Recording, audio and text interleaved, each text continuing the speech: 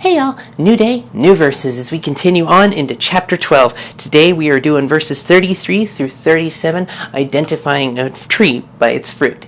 Let's dig in. A tree is identified by its fruit. If a tree is good, its fruit will be good. If a tree is bad, its fruit will be bad. You brood of snakes, how could evil men like you speak what is good and right? For whatever is in your heart determines what you say. A good person produces good things from a treasury of a good heart, and an evil person produces evil things from a treasury of an evil heart. And I tell you this, you must give an account on Judgment Day for every idle word you speak. The words you say will either acquit you or condemn you. Before we dig in, I just want to apologize. It's been a little bit, some technical difficulties and had to reformat everything, the card-wise. So hopefully the tech will play nice today. And continuing on. The bit I wanted to dig in with this first, though, is the ideas of the fruit being borne out in the tree. Because the question he asks to the Pharisees here, the ones who, keeping in mind this section here of 22 through 37, these are the same Pharisees that have basically said he's in league with the enemy. And so his quick retort to them, his response, of course you can't speak good. There's not good in you to do it. You've got hate in you at the moment, and it's sad and it's heartbreaking. There's this vicious anger. And thinking about the fruit that we produce, the way we behave, the way our lives. These last couple of days, I've been trying to post this thing since Friday, and, over this entire near week, it's been an opportunity to really dig into what this looks like and means. Not just the idea of the idle words we speak will either condemn us or acquit us, which, I don't think that, not a vow of silence idea, but more a what's in the heart. Because if it's in your heart to viciously attack, then you're going to. Jesus says himself that a person produces what they do based on the treasury of their heart. Good person produces good, bad person produces bad. And I find myself wondering, with everything going on nowadays, if we're not seeing more and more that distinction between the type of heart in the person. Because in all seriousness and all earnestness, it's not just a matter of the whole, you must give an account on Judgment Day for every idle word you speak. That alone definitely makes you want to go, oh crap, what have I been saying? So many jokes about, oh, I'm in trouble for the memes I've been liking, and things like that. But I think it's deeper. I think it is to the core of the heart idea. Because good people can have bad days. Then bad people can have good days. There's that little bit of gray there. But the consistency of character, that might be a little different. Because if the consistency of character, even in the moments of refining fire and the forges where stresses are hard and high and difficult, we can still remember that God shows us grace, so we want to show grace to others. Now, we don't always do that, unfortunately. And more often than not, there's a tendency to ignore the kind of grace that we're shown. Or at the very least, to not live like we're truly believing the grace we have. Because it's undeserved. That is the very nature of grace. So, if we're living with this kind of focus that lets God write His way of doing it on our hearts, I think in time it does get easier to live with that same kind of forward, other-centric love. Love that wants to say, okay, yes, what they're doing may not be something I like. How they're doing it may not be something I enjoy. But I still want to remember that the person is a person. And I don't think we do that often enough. I think more often than not, we just let ourselves act to our baser instincts and then justify it by saying, well, it's just the kind of person I am. That's a horseshit cop-out. Yeah, human beings can't change themselves by their own hands. It does require an external thing. But if you're not okay with a certain behavior, go to God. Ask Him to change it in you. And pardon the French, but I think it's really time that we stop sugarcoating a thing.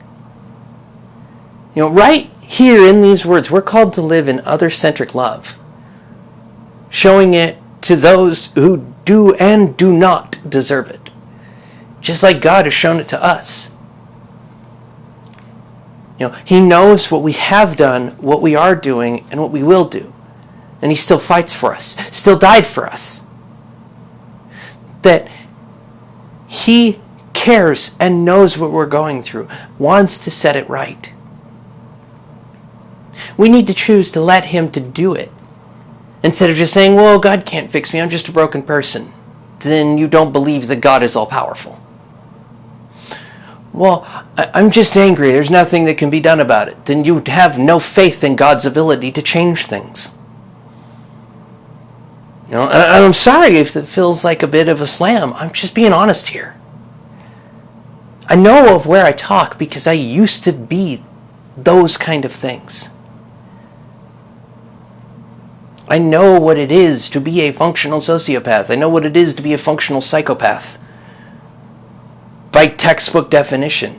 And God has taken me from both. He can do it with you too. He can do it with all of us. Changing our hearts. Not by our own power. If humans could do that, we wouldn't be making the same mistakes we did thousands of years ago today.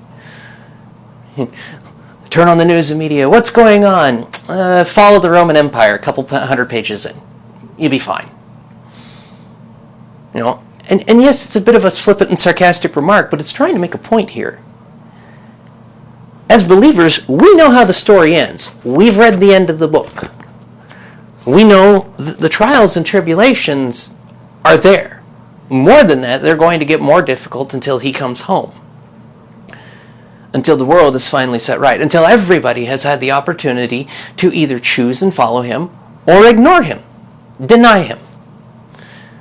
Say that I am okay producing crap fruit. Me personally, I'm not. I want to keep growing. I want to produce better and better fruit. That means I want God to put a better and better treasury in my heart of good. Not because it's this whole faith without works is dead crap, but because the very nature of God changing my heart, redeeming me from my failures and my sin, makes me want to pay it forward, to live like I truly believe God has saved me from my enemy, whether it be the enemy of this world on the outside or the enemy inside, giving us the strength to wrestle against the flesh. To say, yes, my instinct is to say, kiss my ass, you're being rude. But instead, live in a way that says, I don't agree with, let me try and understand you better. Let me try and offer you the same love and kindness and grace, completely undeserved, that God shows us. Because it is undeserved. Even the best person on this planet has negatives about them, fall short of the glory of God. Granted, there are people in this world who will be really quick to go and find those negatives, but the point isn't the negative. The point isn't the fact that, and so-and-so may have been racist, or so-and-so may have done this or that, or who cares? Their lives are between them and God, just like my life is between me and God, and your guys' lives are between you and God.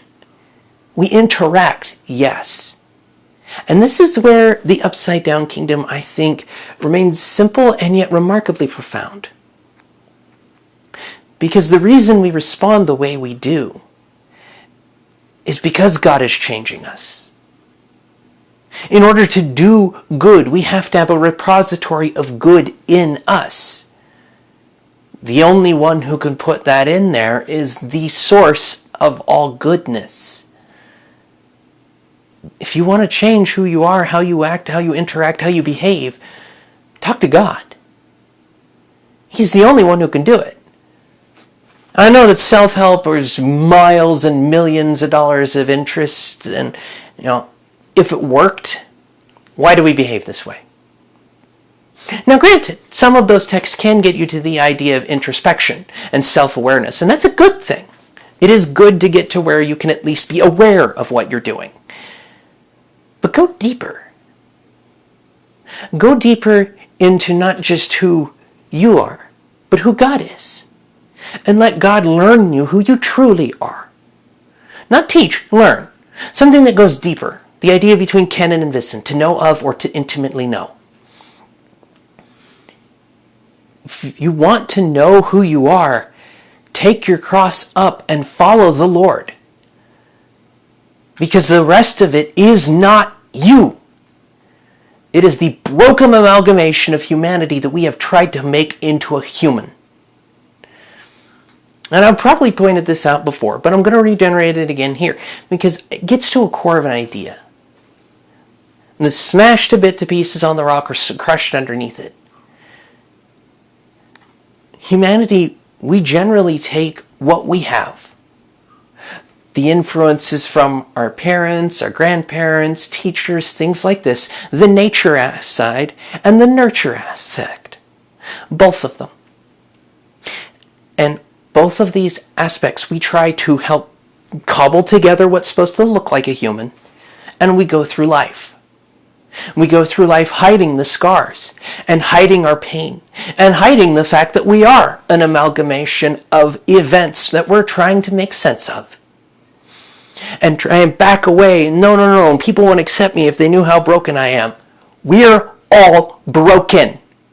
That is the very nature of the broken world in which we live. So even if you are not born broken, which carrying the sin, birth, different theology to talk about, in a broken world, people and things get broken. If you've had brokenness running in your family generation after generation after generation, yeah, it's a bit of a battle. But it's God's to fight, not ours. We fight our battles on our knees before the throne of God, knowing that He's the only one who can set things right, outside and inside.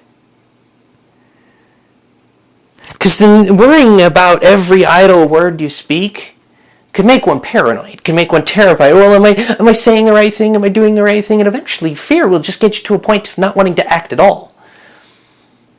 But as we are not given a spirit of fear, but a sound mind, strength to be able to pray and praise, then it would stand to reason that we don't have to worry about the fear of our every idle word.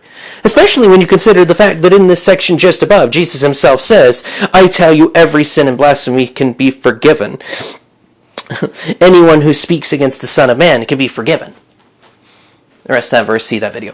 But if Jesus is saying that those words can be forgiven, other than blaspheming the Holy Spirit, then suddenly we're not stuck in a state of fear because we may have had a word slip out of our mouth.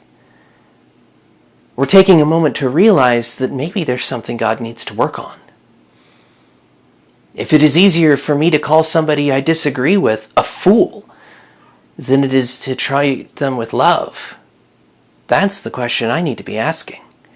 Especially when you consider the fact that on the Sermon on the Mount, Jesus points out that if you carelessly call somebody an idiot, you're inches away from hellfire. Because it's the heart. Jeremiah and Ezekiel both talk about God giving new hearts to his people. To circumcise the heart of stone and give it a heart of flesh. To write the Torah on it. To mix the two in there. The core idea of having this stone heart that is jagged and dead and cares nothing for anyone or anything but itself. And having Him shape it differently. Having Him shape us so that our first instinct is not the world's way, but His. And all of that is only possible through relationship. It is only possible for the potter's hands to work you if you're in relationship with the potter in the first place. Because if he has to shape you without you willing to work with him, it'll hurt. And if you ask him to change who you are, and you truly mean it on a deep, fundamental level, that you want to be the kind of person that has a treasury of a good heart, and you resist God, He'll either force it because you asked and he knows you're just being stubborn, or he'll leave you to do your will because it's what you've decided you want more than his. God cares about our free will a lot. That also means that when we make those choices to either live by his grace or not, choices to live his love forward or not, choices to say, yeah, the situation is X, Y, and Z, but God is greater. Our choices are focus. In the sea of storms, we can walk on the water quite easily if we're willing to trust the one who makes it possible. And I tell you this from the bottom of my heart, a treasury of a good heart is something everybody should want. Because from those places there is a chance to see joy in everything. A chance to see hope in the darkest places. And the ability to see refining fire in stress moments of trial and difficulty as an opportunity for God to show off. So the question is, are you going to trust him or not? Are you going to believe that he is Jireh, the God who sees to it and sets it right, or not? The choice is yours. And I think it's very fitting that as we continue in tomorrow with the sign of Jonah, that it will be discussing a deeper thing here. The idea of looking for miracles versus seeking them. Because all of this requires intimate relationship. If the treasury in your heart is not what you want it to be, if the behaviors you see in yourself are not what you want them to be, if there are things about you that you just want God to set right, I implore you, ask him. Walk with him and see what he can do. Because the Lord is amazing in giving hope and giving strength. And in places where there is toxicity and difficult and trial and stress that makes you want to scream at the top of your lungs, there's the ability to give it to him and praise him for giving you sanity through it. All of it born of relationship with him. And if you're not seeing fruit you want, ask him to help you. It may not be the most comfortable thing, but then again, taking up your cross and following him doesn't exactly seem like the most comfortable thing either when you think about a crucifixion. Because the bits that are going to die there are the bits of you you don't want in the first place. The bits of you that are producing the bad fruit. Let him. He will change you in ways you can't even fathom. I will see you guys tomorrow, tech wheeling, for verses 38 through 45 tomorrow. May his favor be upon you. Know that you are loved. And know that in the struggles, there is grace to make it through. I'll see you guys tomorrow. Bye.